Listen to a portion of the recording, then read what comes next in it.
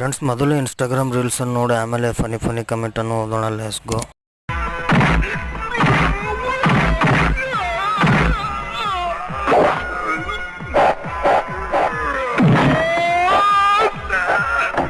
ಹೇಳಣ್ಣ, ನೀವು ರೀಲ್ಸ್ ಮಾಡೋಕ್ಕಿಂತ ಮುಂಚೆ ಬಾಂಬೆನಲ್ಲಿ ಏನು ಮಾಡ್ತಾ ಇದ್ರಿ?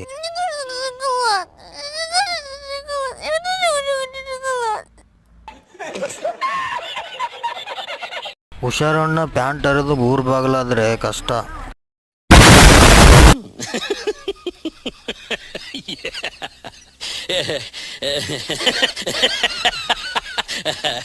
ಎದುರುಗಡೆ ಯಾರಾದರೂ ಇದ್ರೆ ಬೀಜ ಪುಡಿ ಆಗಿರೋದು, ಏನಂತೀರಾ?